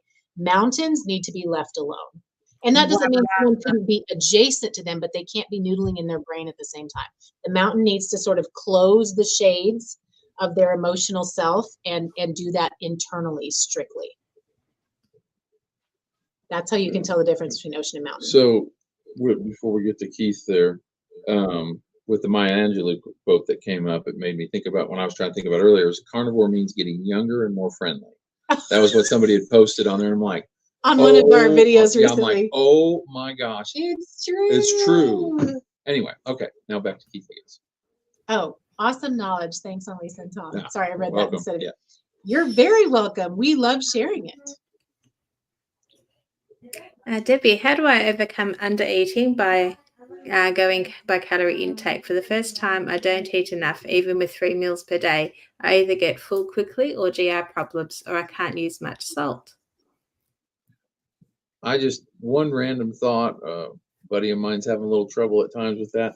I told him to don't make sure he's not drinking before or while he's eating, because you don't want to fill up with just Love a bunch that. of water and then you can't get your nutrients in. Great That- tip. Yeah, that's just one thought I had. Yeah, I'm currently struggling to eat meat because I still have that lab-band restriction, and when I get stressed, everything seems to tighten up. So this the custard colada recipe has been a godsend. I drink that, so I get my 6 eggs in the morning, and then I have one at night. In the morning, I like it chilled. At nighttime before bed, I have it warm, and it's just so soothing. And then I go to bed all snug and warm. So it is a good way to get some nutrition and some fat into me when I'm struggling to eat meat. So Yeah, because you get your protein with the eggs, you get your fat when you put the tallow and butter in. That's another reason to pre-soak the eggs before you crack them in hot water, is if you're going to have it hot, then the egg yolks aren't all cold and cooling off your warm drink. Oh, That's I another don't do that. I literally, but my eggs are at room temperature anyway. Oh, So see, mine are in maybe the that's fridge. the difference. Oh, That is- okay. I That's guess the that is interesting. We really don't have to. No, because we found a local source just a few miles from us. She and- doesn't wash them or anything, so Yeah, they're so they good to could go. last. I just Yeah. can't. I don't know. My brain can't make it make sense. Oh, cool. Yay! Awesome. Trying the recipe right now. You have to let us know. Awesome. Anytime I see questions about under eating and things like that, just to go back for a second, I do tend to think about Coach Raymond and the priming protocol. And so just to kind of put this out for anybody that's watching, that we teach this in the SPG every Monday. We just had a call a couple hours ago talking about priming, and it is a period it's not based on calories or counting macros or anything like that, but I wanted to put that out there as a resource and something to consider and check us out at some point, because that's kind of like one of the number one things that we really deal with as coaches is under eating and trying to get around that. And you guys had excellent tips about the water and all that stuff too. So good job. Yeah, And I just- definitely Steak and Butter Gang. Right. is I a wanted to great put a little place to plug be. for Steak and Butter Gang, because I was 2 months into doing carnivore when I found Steak and Butter Gang, and I consumed their content. I went back to previous months and I listened to doctor calls and priming calls and fasting calls until I kind of reached saturation. I'm still a member. I still am part of the group because I can't imagine not being connected. I don't participate very often anymore, but it's still a great resource. But I believe that learning about priming and then knowing the fasting calendars for when I do get to that and all of that priming was such a key for me, because that was 2 months in. I was really struggling with, should I start tightening down on my calorie intake? Should I start? What's going wrong here? What am I not doing? Why haven't I lost more already 2 months in? Like 2 months is nothing. But priming was, you remember I started going, there's this thing and it's called priming. And he's like, what are you talking about? And now we tell everybody, because it's like you've underfed your inner child for so long. You're taking them to Disneyland for their palate. Like you are taking them to the buffet of the meats and the fats, the nutrition that they have like been starving their whole life. Like, oh my God. So for at least 2 weeks, for me, it was about 4 months. Mm-hmm. You just give that inner child as much in as best way you can. And then your palate, a lot of times, like like I got over the meat aversion, all the things. Beautiful. I love it. I can give it a try. I wouldn't. Tallow and Bacon and eggs. I don't yeah. know. Yeah. Why not? Yeah, I don't have tallow. Can I use bacon grease? I like that. And again, you don't have to make it hot because you put hot water in there from a kettle or boiling pot or something. And so that Yep. takes care of all of that Yep. issue. Yeah. I think of what other animal fats we could use. It'd be more savory if you put the bacon in it as well, wouldn't Uh-huh. it? Be more Yes. savory drink rather than, Yeah. because I find it very sweet, even though Yeah. there's no sugar and nothing in it. I find it very sweet with just the egg and the butter and tallow. You guys, could be I really- saw bacon grease for sale in the store. I mean, not that we need to buy it in a store, but I couldn't even believe it. I was like, oh, wow, this is so great. It was like at Home Depot by the grilling section. There was like a big thing you could just buy of bacon grease. I was like, oh, this is a good sign. This is a really good sign. Wow. Hi, Suzanne. I can't believe people think that low fat is good for anyone wanting to lose weight. The level of sugar and salt is a killer. Yeah. It was definitely what was promoted and taught for a long time, though. Sawdust. Yeah, let's just add some sawdust to things, and then it'll be all right. And make sure and keep the sugar in. What do Yep. we say? So we can choke it down because it tastes so terrible without it. Exactly. But yes, I'm afraid to get on the scale. I started cranky on one. Yeah, I continued. Started carnivore on the 1st of the 10th, 24. I haven't weighed since. The beginning weight was 205 at 52 years old. Oh, I don't like to focus on the scales. I guess it was good for me because I couldn't weigh myself at the start because I got error. So I had no choice. And I'm actually really glad because I would have focused on the scales a lot. And now that I can jump on the scales, I do jump on every morning and I see up and down, up and down. And I know I'm not going off plan. I'm eating everything right. But the fluid, edema, lipedema, I'm gaining muscle, losing fat. And so it's all over the place. But my composition, like I stalled for about 2 months and I lost 2 shirt sizes. Wow. And it's like, how did that happen? So I was really cranky at the scales as well. But then when I tried this shirt on, this is the one actually, I bought it in my 20s and I still had the tag on it. I couldn't wear it. And now it's like big. Yeah. And it's like, the scale hadn't moved and here I am wearing it. So, in 2 months. So that's pretty good. Yeah.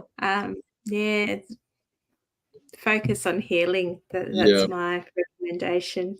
And from the Untherapy perspective, if you can tune in, see the scale is a very inner manager centric approach. Oh, good point. Good point. Any of the data points, I mean, they're great to have. Like he's gotten blood work every 3 months, like he's got, or 4 months, whatever. So he's got all that, here's what my A1C is.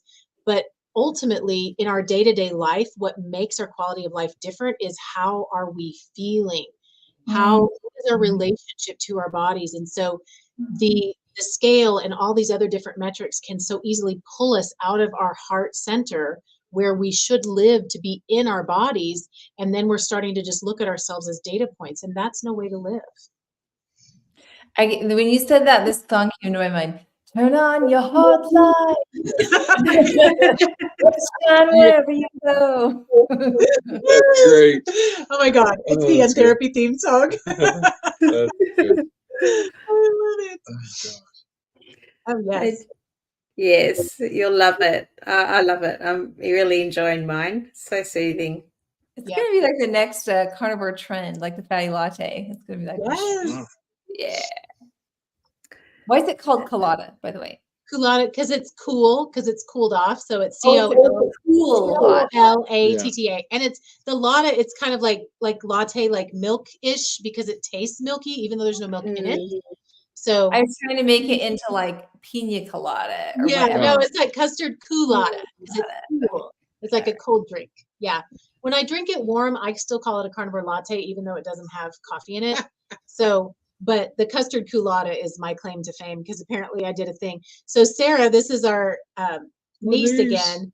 I taught it to her, and she says I use less water and add ice at the end and blend again. It's like a custard smoothie. Ooh.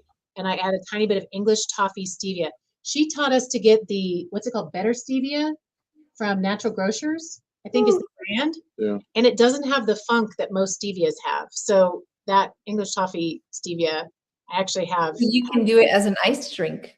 Mhm. Or as That's- my girls work in coffee stores and McDonald's and places like that. And so they call them blended. So like ice Okay. blended Yeah. or whatever. Yes, the blended. Yep. Nice. Yep. So Sarah does the same thing to get her eggs down because she's like working on all the, how do we eat all this every day? Awesome. Great job, Sarah. We're always Marco Poloing each other. I'm like, how'd you do today? She's like, I'm sick of burgers now, or I'm sick of this again. So she's always so creative in figuring out ways to get it in. Family. Yes. It's wonderful. Pam asks, is the chart information and explanation in your book? Is that for the slides? Actually, no, I don't think I have any charts in my book, but I will tell you, Pam, if you will email me, meatinmarriage@gmail.com, I am working on an ebook that has a compilation of, thank you, Michael, that has all the charts you would ever want. And I can get you an early copy of that if you just request. I will know you're carnivore because you're contacting me through our Carnivore YouTube channel. So I will, anyone who's interested in that ebook, I'll send you an early copy. It is by no means polished.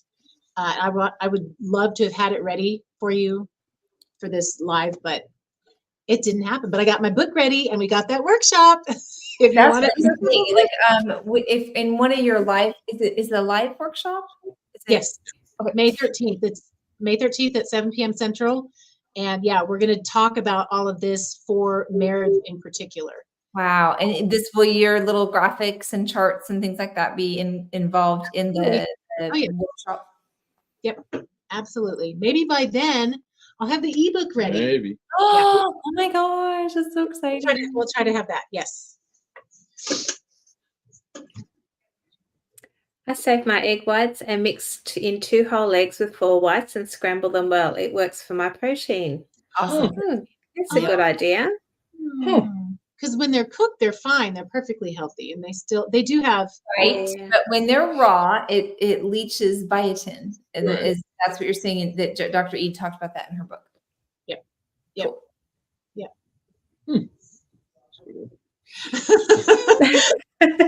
Croissant. I need a croissant. Yeah, you do. You have to get it in the SPG. Well, you have it, Anne-Lise. So yeah. Yeah, I do. You know someone that and there I did a video about it. I did a video tutorial. It's one of those that uses the cream of tartar and whips all the stuff up, and it's a little fussy, but it's worth it. They're so good.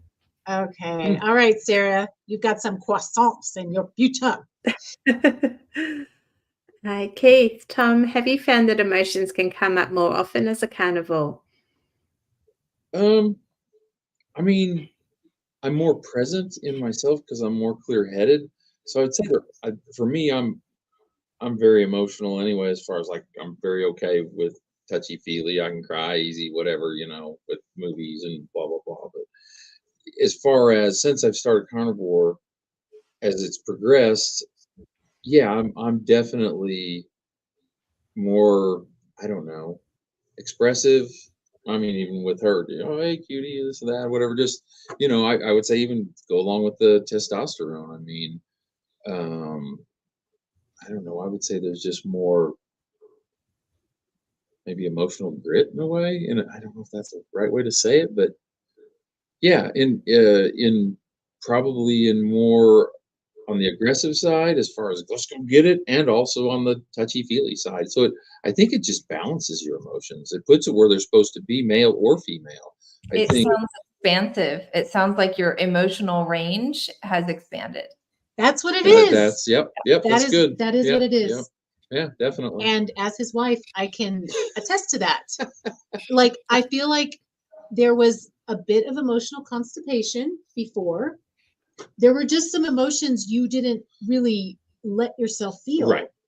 You were So an that's a good emotional question, person, yeah. and you were expressive. You're also wind. So you were tuned into your inner child enough that you would express, you'd get choked up or teared up. Mhm. But where I've seen that expansion happen is in you being able to process and strategize what you're going to do, like problem solving. When you get into a pinch, when you have like a tense or stressful thing, it's like you can show up for yourself emotionally and like support yourself through the solving of that rather than getting bound up Sure. and stuck. That's true. Yeah. He poops regularly, emotionally speaking. It's great. Not really constipated anymore. It's wonderful. Maybe we can use fiber for that. Oh gosh. That was a good question, Carnivore Keith. Truly amazing testimonies. Yeah, thank you. Holy Cat's bacon grease made it amazing. Oh, she tried it. That's Before great. doing an after. Oh, Wow. that's awesome. I'm going to have to try. I wasn't going to drink it tonight, but that didn't happen. You can make one for tomorrow. Oh, that's So you great. must have had it warm then. Oh, how fun. Yeah. Moni And is the see one- how easy it was to make? She's made it during the live stream while watching this. It's so It's simple. He asked us, hey, can I experiment with bacon grease? Boom. Off it goes. He's like, Done. I'm Wow. doing that.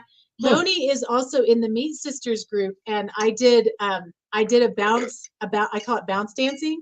I bounce danced to Def Leppard the other day. She's like, that's what I'm talking about. And then she requested a heavy metal song. So Moni, I'm working on it. I'm trying to find a heavy metal song that I can bounce dance to. So maybe tomorrow. That was Excellent. so cute. You were doing the whole hair stuff. Yes, I have my hair down. You gotta do it. Gotta do it. Okay, Mary, I have been on carnivore since the first of the year, following a BBB and E routine with no dairy or sweeteners. I have no non-scale victories, which is my primary reason to start carnivore. Oh, Wow. I feel like the fact that you're sticking to something this long is like a non-scale victory. So you started in the first of the year. Oh, wow. You're doing so much good for your body. I mean, this is the ultimate elimination diet. And you've chosen a plan that also includes bacon. Hello. And so, when I think about this, do the BBBE, you are eliminating so many toxins and poisons, and it takes time for that stuff to show up. And so I love that you reached out and you told us what's going on, but I think things are going to change. I think things are going to turn around for you, and just the fact that you're here and showing up. But you know what? This magic wand, oh gee, I started carnivore, my problems disappeared. We need to, that's nonsense. And so, because then this is what it does, it makes everybody else feel a certain way. And I hear this almost every day, actually, because, the community that I'm in, the multiple communities that I'm in, that we do talk about those kind of miracle moments, those things that have happened. And it does leave other folks feeling kind of like in the shadows, in the corners, and like, what's wrong with me? So I think that's just important that we see that and acknowledge that, and that, it's true. We have had these awesome transformations, and it takes time. It doesn't happen miraculously. It's just everybody's journey is really different and individual. I have a thought to add to that, to what Emily said. I didn't have a single person notice that I looked any different, at least not to say it to my face, for 9 months. Yeah. And if you had told me when I was trying to decide last June if I would start carnivore, if you had said, you'll have to wait 9 months to get a compliment, I would have said, this is the stupidest idea ever. I will do no such thing. I want something that will make me look like Brooke Shields by next week, or I don't want it. yeah. And I just kept showing up for myself, because like Emily talked about, that healing, what I think is so profound when I go back now and look at the distance I put between the toxic lifestyle I had and the healing lifestyle I'm in. That first, what are you at, 4 months that you're at? Was it Debbie? Was that her name? that this first 4 months that you're in are the 4 most important months of your life, because you are turning around. I don't know how old you are, what your health state is, but you're turning around a lifetime of potential damage and toxins and all the things. Like it's going to compound in a synergistic way. Every day it's getting easier for your body to heal. Well, Yep. and along with that, it's like healing's going on inside your body, just like on the outside. You get a cut, you can watch it heal. If you take care of it, you will see. If you keep it clean, you don't put the poison back into it, you don't get it dirty, you will watch it heal right in front of your eyes. The same thing's going on the inside. I heard Dr. Rob Sy was talking about that, because I had a CAC score of 670 or something like that. And that kind of started a scare with my journey. And there's some people that believe that can reverse. And that's calcium artery score, or something. Coronary artery scan. Whatever. It's the, and so, or score. But it's happening on the inside. There's healing going on the inside if you can't see it. So it's been 4 months and you've been faithful to this. Magic is happening inside your body. Yes. And it shows up on the outside last. And like I have to think, in a way, it is kind of fast in a sense. If I think I'm 57.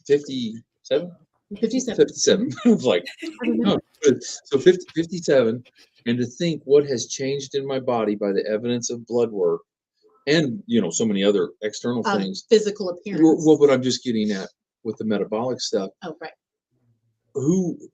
In 10 months, less than a year. Yeah. So you could turn around 56 years lots of and abuse. lots and lots. Oh yeah. And my Abject liver was trashed and it's normal now. Wow. So they're blown away by that. Of course, nobody cares. They don't care. They don't care how I'm like, you want to talk about it? I'm always like, you want to talk? And they're nope. Don't want to talk about it. Just keep doing what you do. And apparently, I'm like, would you like to start a new practice?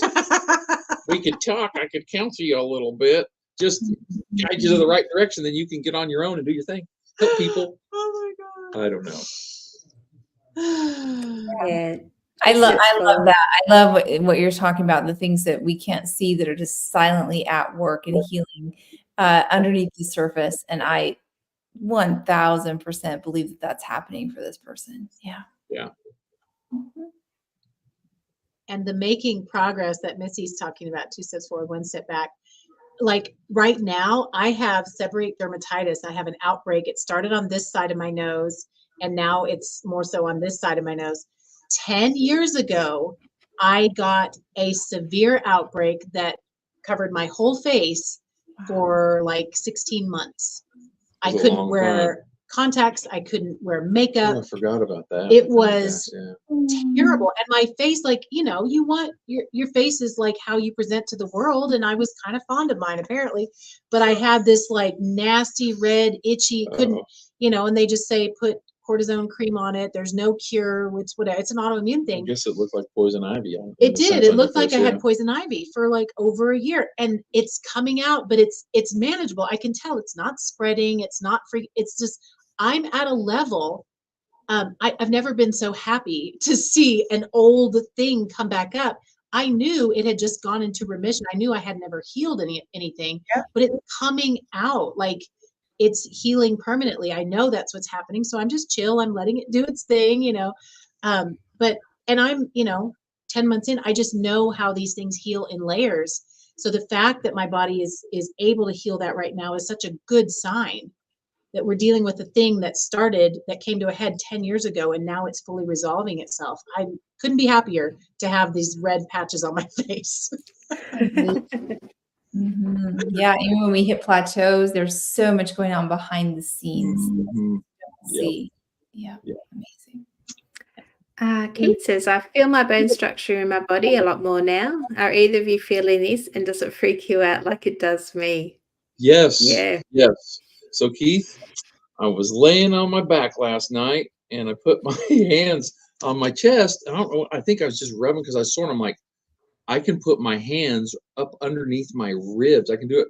And I'm like, oh, my rib cage shape changed when I got bigger. Naturally, it did because it expanded. And I'm like, is it going to shrink, or is this just how it's going to be? I honestly, I don't know. I don't really care, but it was one of those things you're thinking about. I'm like, yes, the bone structure has changed. Another thing I've been having problems with is my knees. One of them's been replaced. The other one's always been fine.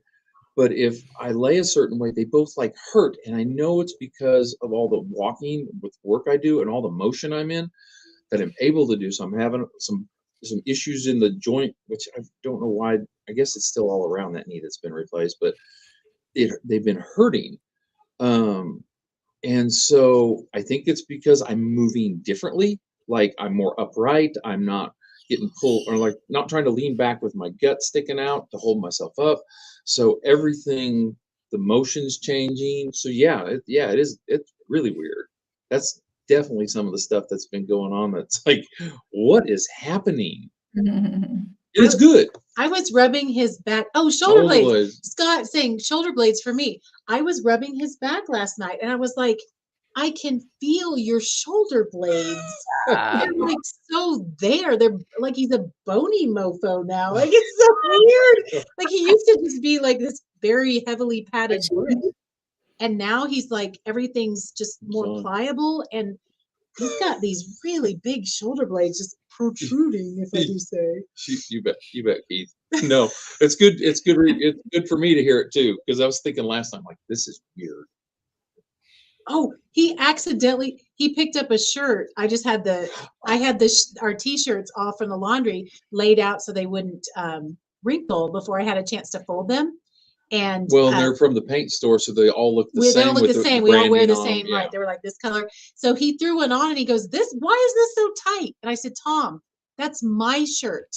I got it on. Whoa! It's a size large. He had it all the way on his body. Yeah, it looked like a tube, but still, it was on and it was down. And I was like, "You have a large on your body right now." He was a 5X when he started last June. Wow. 5X. Like they were just tent. I had to like double fold and then around and fold just for a t-shirt. Well, I was looking for shirts this morning just to take. I needed some extras because I was going to get real messy. And I'm like, oh my God, they're all so big. I really need to go through this and just start tossing. Well, because if they don't have paint on them, I can donate them. But if they're painted and worn, I just need to trash some of this stuff. It's like shrinking out of stuff so fast. It's like, well, it's like you said with your shirt, Lindy. It's like it's just your shaping changes, even though, like I said, I've only lost a month. The shaping is changing. It's weird. It's just so strange. Even to the bones, down to the bones. Yep, to the bone. Down to the bones. So great. We really are a bag of bones. Rock on, sister. Yeah. Yes. Love that. That was the song, Scott. That's the song I chose. I was jamming out to pour some sugar on me. That was my video. Definitely a classic good one. It is. I've been carnivore over 16 months now and just starting to lose weight, but it's not steady loss. Yeah. I don't think it ever is. I mean, in the big scheme, I can look back and say, oh, I lost an average of 1 pound a week, but I can't even tell you where and when any of those pounds came off because I didn't feel them. It's just, we aren't in control. That was something that came to me knowing my inner child, my inner manager. My manager needs to control everything because I'm an upholder. We're the most controlling manager. We're the Karens. No offense to people named Karen, but that stigma, the Karens, that want to talk to the manager and set it straight. We want to control everything, but our inner child is in charge of our body. So if our emotions are not in tune and we're fighting it, we're actually working against ourselves and slowing the process down. But if we can get to a place where we are at peace and letting our body take the lead, and that can only be done when we're really tuned into how we're feeling, then we can have that peace, that carnivore calm, and then it can happen when it wants to, and it will all come out in the wash. It will come out at the time it needs to for the highest and best of us. Cool. Scotty, I'm all about the inside changes with my fatty liver, feeling I'm getting so much better. I get a scan in late May and think by then I will have an underwear model liver.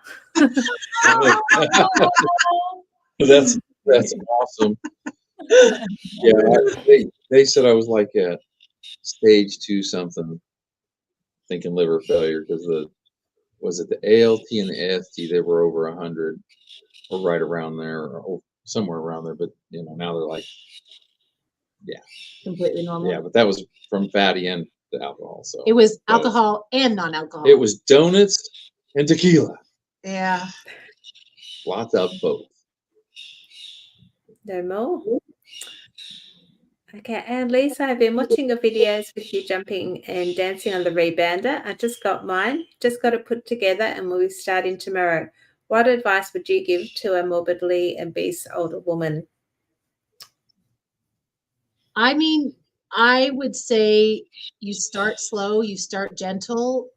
When I first got on there, I couldn't do it for more than a couple minutes, and I just took it. I just listened to my inner child. I kept it fun. I didn't try to push myself for the sake of accomplishing something. I just tried to make it fun. Like, you could just sit there, sit beside it and just bounce your feet a little bit, or sit on it and just kind of let your weight go up and down a little. Just lift yourself just a little with your core. Just start really gentle and slow. And I mean, I think you'll be really surprised how quickly you start changing and feeling the changes. There are also some amazing YouTube channels for women who are a bit heavier and who aren't quite ready to bounce and dance and kick around and all of that. And those are phenomenal to give you ideas of movements that are really helpful and nourishing to where you are and what stage you are in your body. So I was going to add to that. I bounce too. I'm not like her, but I get on there and bounce. And so I would say, just like, I'll get on it when I come home after a crazy long day of work, and just, I don't know, just hold the handlebar things and just go up and down 100 times. That might be way too much even to start with, but in that, I figured at 100 just basically just being real easy. Almost like you're just lifting your feet and letting it drop. It Yep. would ease the pain in my calves and in my low back, just that little bit. So even just a little motion a few times a day, just to start, just to break the seal, so to speak, of doing it. And it's like your body adapts. It's like my body says, more, please. That's why I so rapidly, within the first couple of months, I went from barely. But it's weird to think that little bit of something makes that. It's a very concentrated I don't know. exercise. It's strange. Yeah. And it's addressing so many things. So you just tune in, you turn into that body, to that inner child, and just what feels good, and do that. And I just, like I said, I researched a bunch of YouTube creators and found stuff I liked and wanted. And yes, Lindy, tell us about this. Emily and I interviewed Lydia from Avanti Wellness podcast. So if you go to our channels, you should find an interview with her, and she actually does a demonstration. So she, you just gentle bouncing. It's called a healing bounce. Your feet don't even leave the mat. Make sure you use the handlebars just to start with, because I was told my balance is off. I don't have one, so I had a chair and I hold on to the chair. I'm going to purchase a bar for mine, because I didn't think I needed it, but I do. And there's also chair exercises. So if you're not quite there yet, just sit on the chair and bounce your legs. It's the motion, just to get those lymphatics system flowing and pumping. And it does hurt. You do feel it in the calves. We also had an interview on my channel and with a 700 pound and plus with Dr. Leslyn Keith, and she recommends rebounding. Just bought a rebounder herself and says it's carnivore. She's carnivore. Yeah, it was filmed yesterday, and awesome. It's 3 hours, but gee, it's the best video we have done. She was so informative, and she talks about the rebounder, how great it is for the lymphatics, and a lot of other good stuff. So if you've got lymphedema or lipedema, it's just the best. Rebounding is very highly recommended. So Keep us posted too in the group if you're not too shy, and we would love to be your cheerleaders and your encouragers as you get started with some movement, some gentle movement. yeah. And I want to also let the whole world know, whoever's listening, that Lindy is the one that brought the rebounder to me. I know that at least in the Meat Sisters group, I'm kind of the face of the rebounder just because I show what I'm doing every day. But there would be no rebounder in our household. Neither one of us have experienced these amazing life transforming benefits. And Lindy, if you hadn't said what it was doing for you, I wouldn't have got it. I was like, oh, she said it's good. Let's get it. And he wouldn't have gotten on it either. No. Like, no, you totally, because Tom is not, he's so used to my crazy harebrained, fixations. Like, what are you doing next? He's just like, not for me. Like the cold plunging, like he still hasn't gotten in the cold plunge. I need to, but I'm just not there yet. Lindy, you need to start cold plunging. With you. Yeah. The cold plunge is a little bit too much for me as well. Right. But what's so funny is he's the one that it was my set it idea, up. because I thought, well, it will help draw up my stomach as it loses, and I'm like, well, here we are. It's like, oh well. But I went through this period for about maybe 3 months where I was cold all the time. Oh, it's weight loss. Yeah, totally. Yeah, I mean, just Yeah. no reason. Mhm. And that's finally lifted, but I thought, well, it's starting to get hot. Maybe come home after a hard day's work, get a shower, been hot and miserable. Maybe then. It's so we'll good. see. We'll see. Cold plunging is so awesome. I use my stairs to do calf raises after last night's presentation on lymphedema solutions. Yeah, fantastic.